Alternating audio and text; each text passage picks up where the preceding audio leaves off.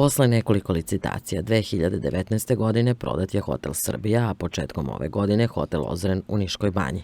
Oba hotela su u privatnom vlasništvu i sada se radi na izradi projektne dokumentacije za njihovu obnovu, kaže predsednik gradske opštine Niška banja Dušan Živković. Mi se trudimo kao gradska opština i grad svakako kao jedinica lokalne samouprave da maksimalno izađemo u susret oko njihovih projektnih aktivnosti, ali svakako da od njih najviše zavisi kada će krenuti sa radom.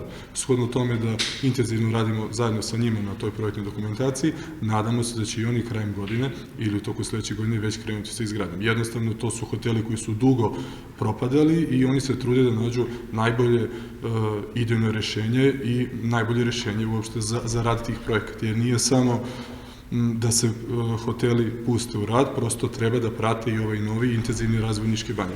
Okosnica razvoja Niške banje je u zdravstvenom turizmu, ali mora da se radi i na drugim sadržajima koji će se tražiti sa izgradnjom akvaparka, a koji će prema potpisanom sporazumu grupe firmi koje izvode radove sa gradom Nišom biti gotov u naredne 3 godine. Svakako da je zdravstveni turizam i najrazvijeniji u Niškoj banji. Nosilac zdravstvenog turizma Institut za lečenje i rehabilitaciju Niška banja.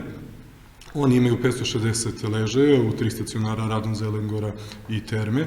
Pored tih smeštajnih kapaciteta imamo i negde oko 350 ležaja u privatnom smeštaju i 5 mini hotela. Svakako da to nije dovoljno i da očekujemo da sa novim hotelima dobijemo sigurno još negde 300-400 mesta.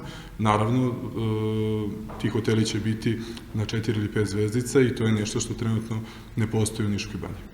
Podsjetimo, u banji se planira i izgradnja kompleksa malih bazena sa termalnom vodom, za što je projektna dokumentacija završena, a Ministarstvo trgovine, turizma i telekomunikacije ovaj projekat pod nazivom Kulište je i odobrilo.